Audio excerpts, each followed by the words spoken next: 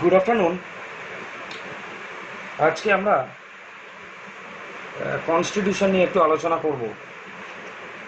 এখন বিষয়টা, কনস্টিটিউশনে আমরা অলরেডি ফান্ডামেন্টাল রাইটস নিয়ে ডিটেলে আলোচনা করেছি। মৌলিক অধিকার, নাগরিকদের মৌলিক অধিকার নিয়ে ডিটেল আলোচনা হয়ে গেছে।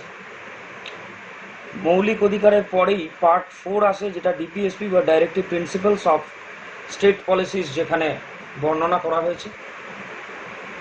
এই পোর্শনটা আমরা শুরু করব, কিন্তু এই প্রসঙ্গে বলে রাখা যে অলরেডি ডিপিএসপি যে প্রিন্সিপালগুলি আছে তার মধ্যে যে গান্ধীয়ান প্রিন্সিপাল, সেই গান্ধীয়ান প্রিন্সিপাল কিন্তু আমরা অলরেডি আলোচনা করে ফেলেছি। তার একটা ট্রিক দিয়েছিলাম, প্যানক্রিয়াস, PANCREAS, প্যানক্রিয়াস ট্রিক দিয়েছিলাম, এবং সেই ট্রিকটা আমি আলোচনাও করেছিলাম ইন ডিটেল। এখন ডিপিএসপি আলোচনা করতে গিয়ে যে বেসিক কোশ্চেন্সগুলো হয়, এগুলো পরীক্ষায় এসছে যে ডিপিএসপি কোন পার্টে আছে। Part 4 of Indian constitution, DPSP article 36 to 51 আলোচনা করা হয়েছে, এবং DPSP is non justiciable by any court, সেটা আর্টিকেল 37-এ বলা হয়েছে। ডিপিএসপির ধারণা নেওয়া হয়েছে আয়ারল্যান্ডের সংবিধান থেকে, বহুবার আলোচনা হয়েছে, তাও আবার একবার আলোচনা করে দেওয়া হলো। আয়ারল্যান্ড থেকে আরও যেটা নেওয়া হয়েছে সেটা হচ্ছে প্রেসিডেন্টের ইলেকশনের প্রসিডিওর, এবং রাজ্যসভায় যে 12 জনকে রাষ্ট্রপতি মনোনীত করতে পারে বা নমিনেট করতে পারে, যেটা আর্টিকেল 80 ক্লস 1-এ আলোচনা করা হয়েছে, সেই ধারণাটাও কিন্তু নেওয়া হয়েছে আয়ারল্যান্ডের সংবিধান থেকে। তো আমরা ডিপিএসপির এই বেসিক্স কোশ্চেনগুলো আলোচনা করার পর আমরা নির্দেশাত্মক নীতি যে রয়েছে, নির্দেশাত্মক নীতির কিন্তু তিন রকমের প্রিন্সিপাল রয়েছে বা 3 রকমের নীতি রয়েছে। সেগুলোকে যদি ব্রডলি আমরা ভাগ করি তাহলে সেটাকে বলা যায় যে গান্ধীয়ান প্রিন্সিপাল, লিবারাল প্রিন্সিপাল এবং সোশ্যালিস্টিক প্রিন্সিপাল। এইবার এরকম কোনো সোশ্যালিস্টিক প্রিন্সিপালস হয়তো থাকতেই পারে যেগুলো আবার লিবারাল প্রিন্সিপালের মধ্যেও পড়ছে। আবার লিবারাল প্রিন্সিপাল কোনো একটি থাকতে পারে যেটা গান্ধীয়ান প্রিন্সিপালের মধ্যে আলোচনা হয়েছে। এরকম ওভারল্যাপিং থাকতেই পারে। গান্ধীয়ান প্রিন্সিপাল, তাহলে আমি লিবারাল প্রিন্সিপাল নিয়ে আজকে আলোচনা করব না। আজকে আমরা সোশিয়ালিস্টিক যে পোর্শনটা আছে, সোশিয়ালিস্টিক প্রিন্সিপাল, সেই সোশিয়ালিস্টিক প্রিন্সিপাল নিয়ে আজকে আমরা আলোচনা করব। সোশিয়ালিস্টিক প্রিন্সিপাল আলোচনা করার আগে আমরা আমরা গান্ধীয়ান প্রিন্সিপাল আলোচনা করেছিলাম। গান্ধীয়ান প্রিন্সিপাল, এই যে প্যানক্রিয়াস ট্রিক, সেই প্যানক্রিয়াস ট্রিকটা খুব খুব শর্টে আমরা আলোচনা করে নেব। কোন কোন আর্টিকেল বলেছিলাম, যে আর্টিকেল 40, 43, 46, 47 এবং 48, এই আর্টিকেলগুলি বলেছিলাম, এবং আমি আমার সুবিধার জন্য 47-কে আগে নিয়ে এসেছিলাম, তারপরে 46 এবং 48 আলোচনা করেছিলাম। এই ছিল আমার প্যানক্রিয়াস ট্রিক। একবার যদি বলে নিই যে ভিলেজ পঞ্চায়েতের বিষয়, state to organise village panchayat, এটা বলা হয়েছিল আর্টিকেল 40-তে। 43-তে যেটা বলা আছে প্যানক্রিয়াসের PAN, তারপরেই আসছে C। আর্টিকেল 43-তে যেটা বলা আছে যে প্রমোশন অফ কটেজ ইন্ডাস্ট্রিজ, তার সঙ্গে কি যে একটা decent standard of living for the workers, সঙ্গে যেটা হচ্ছে যে লেসিওর অফ এনজয়মেন্ট, এটাও থাকবে, অ্যান্ড এ লিভিং ওয়েজ। এই বিষয়গুলো ছিল আর্টিকেল 43-তে। PANC পর্যন্ত হলো। তারপরে আমি বলেছিলাম 47টা আমার সুবিধার জন্য আগে এনেছিলাম। আর্টিকেল 47-এ বলা আছে কি, raising the level of nutrition, raising the level of standard of living, এর সঙ্গে যেটা বলা ছিল যে ইমপ্রুভমেন্ট অফ পাবলিক হেলথ, এবং হচ্ছে prohibition of consumption of intoxicating drinks and drugs except medicinal use, article 47-এ বলা হয়েছিল। 46-এ বলা হয়েছিল economical assistance for the weaker section of the society, specially scheduled caste and scheduled tribes, এটা article 46-এ বলা হয়েছে। আর 48-এ যেটা বলা হয়েছিল সেটা হচ্ছে 48-এ এই যে প্যানক্রিয়াস, সি বলে দিলাম, যে আর্টিকেল হচ্ছে 43 কটেজ ইন্ডাস্ট্রিজের C নিয়েছিলাম। আর সেটা হচ্ছে raising the level of nutrition standard of living, article 47। এবং তারপরে 46-এ এলাম ই, আবার C আর ই হচ্ছে এডুকেশনাল অ্যান্ড ইকোনমিক্যালি ব্যাকওয়ার্ড যারা আছে তাদের জন্য ইকোনমিক যে অ্যাসিস্ট্যান্স স্টেট প্রমোট করবে, এন্ডেভার করবে সেটা। তারপরে AS বাকি রয়েছে, আর্টিকেল 48-এ অনেকটা বিষয়ে আলোচনা হয়েছে। এ যেটা মানে সিগনিফাই করেছিলাম বা মার্ক করেছিলাম এ দিয়ে, সেটা হলো কি না, the state shall Endeavour or promote the agriculture and animal husbandry on modern and scientific lines।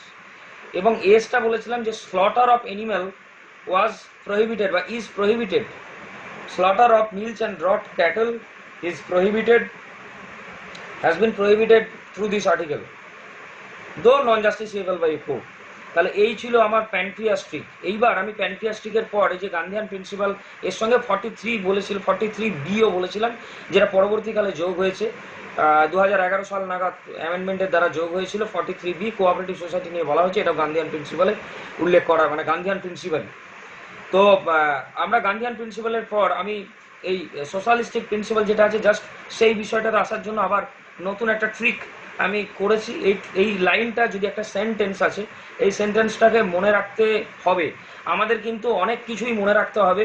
We should be well aware of everything, well aware of everything, every current issues, every subject like history, geography, pol science, economics, physics, chemistry, biology, mathematics, English, Bengali, all these subjects including traditional GK or general knowledge।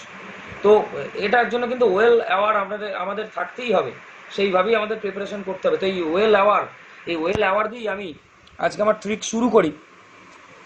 যাই হোক, আমি যে প্রথমে আলোচনা করে নিই যে আমার প্রিন্সিপালগুলো কী কী আছে, সেগুলো আমি আলোচনা করে নিই। প্রথমে আর্টিকেল 38 বলি, যে 38-এ যেটা বলা হয়েছে সেটা হচ্ছে welfare of people by securing and protecting a social order. Welfare of people, the state shall promote welfare of people by securing and protecting a social order, এটা আর্টিকেল 38-এ আছে। 39-এ অনেক কটি বিষয়ে আলোচনা হয়েছে, তার মধ্যে ইম্পর্টেন্ট যেটা আমি সেইগুলোই আলোচনা করব। আর্টিকেল 38-এ 39-এর ক্লস এতে যেটা বলা হয়েছে যে ইকুয়াল রাইট থাকবে মেন এবং ওমেনের regarding adequate means of livelihood. Adequate means of লাইভলিহুডের ক্ষেত্রে মেন এবং ওমেন, অর্থাৎ পুরুষ এবং নারী সকলের সমান অধিকার থাকবে, ইকুয়াল রাইট থাকবে। তাহলে equal right of men and women regarding adequate means of livelihood. তারপরে 39 ক্লস ডিতে বলা হয়েছে equal pay for equal work both for women and men, অর্থাৎ নারী পুরুষের সমান কাজের জন্য সমান বেতনের কথাও বলা হয়েছে 39 ক্লস ডিতে। 39 ক্লস ইতে ভেরি ইম্পর্টেন্ট, এটা এখানে লিখলাম না, আমি এখানে নোট করিনি, কিন্তু আমি বলছি 39 ক্লস ইতে ভেরি ইম্পর্টেন্ট একটা বিষয় আলোচনা হয়েছে ইতে, সেটা হচ্ছে যে the strength and health of men women and the tender age of children should not be abused for economic necessity, অর্থাৎ ইকোনমিক নেসেসিটির কারণে তাদেরকে মানে তাদের যে টেন্ডার এজ অফ চিলড্রেন এবং হেলথ এবং strength of men and women কোনোটাকে অ্যাবিউজ করা যাবে না এবং তাদেরকে ফোর্স করে কাজে লাগানো যাবে না, সেটা আলোচনা হয়েছে 39 ক্লস ইতে। এবং 39 clause F, that is also important.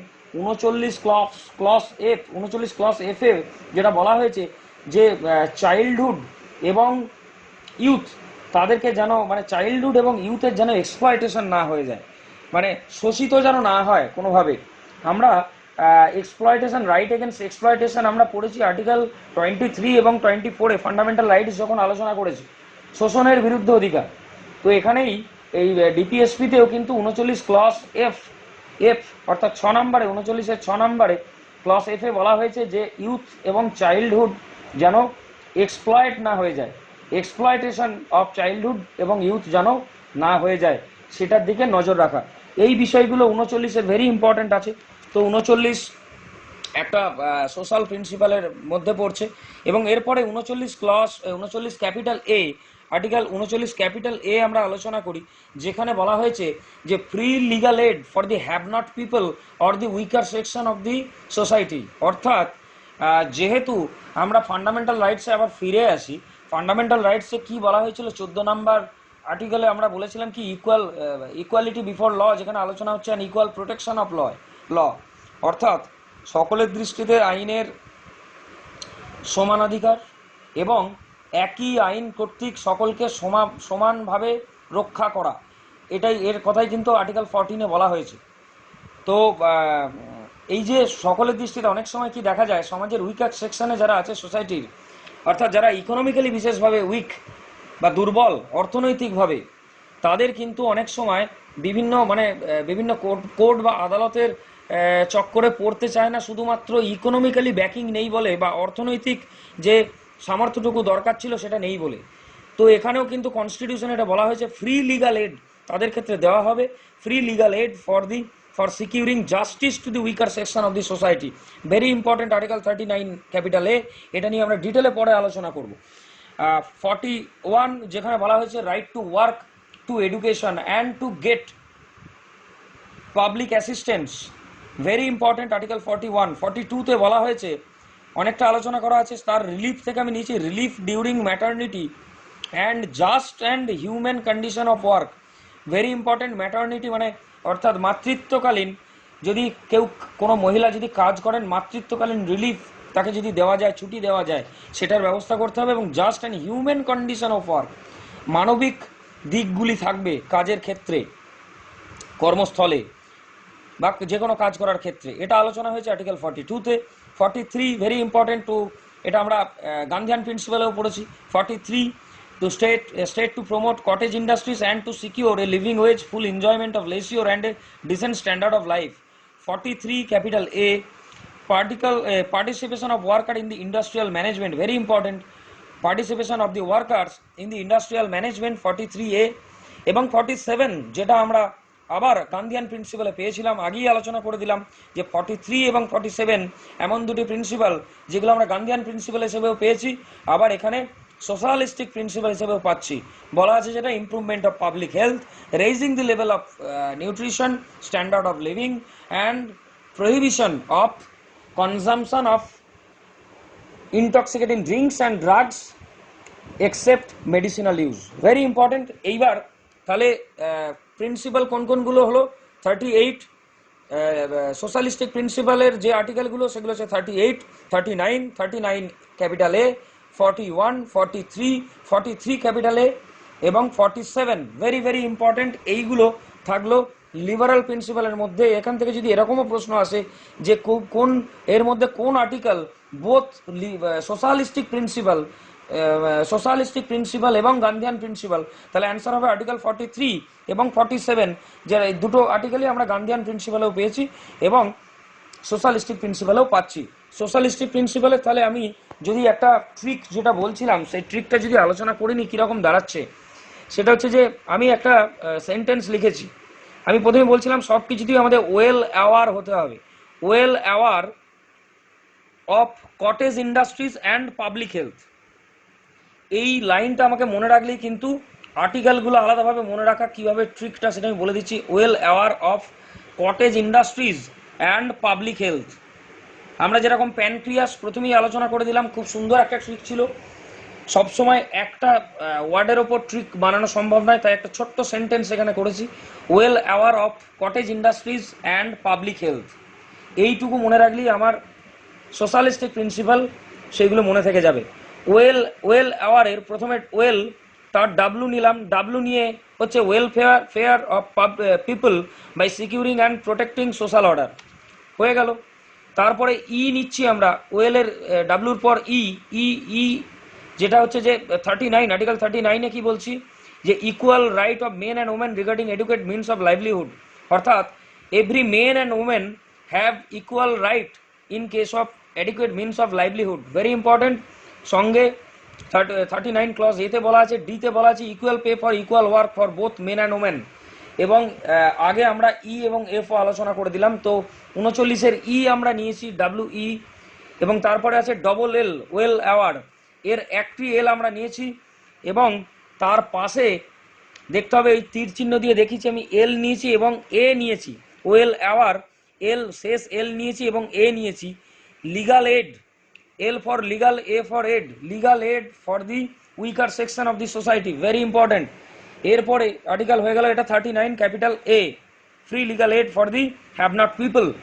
এরপরে আসছি কটেজ ইন্ডাস্ট্রিজ। কটেজ ইন্ডাস্ট্রিতে আমরা যেটা না, এরপরে আমরা করব হচ্ছে যে ডাব্লিউ ডাব্লিউ আমরা বললাম, এ হলো অ্যাওয়ারের, এ হলো, এরপরে আসছি ডাব্লিউ। ডাব্লিউ তো বলা আছে রাইট টু ওয়ার্ক। আমরা আর্টিকেল 41-এ বললাম কি, right to work, right to education and to get public assistance. Work, right to work, প্রথম শুরু হচ্ছে ডাব্লিউ দিয়ে, ডাব্লিউ ফর ওয়ার্ক। এই ডাব্লিউটা right to work, to education and to get social assistance বা public assistance, very important, article 41 হয়ে গেল। এরপর অ্যাওয়ারের এ ডাব্লিউ এ আর ই, আর নিয়েছি আমরা, আর নিয়েছি, দাগ দেওয়া আছে, এবং আর এ বলা আছে কি relief during maternity and just and human condition of work, article 42 relief, relief during maternity and just and human, রিলিফের আর, relief during maternity, very important আর।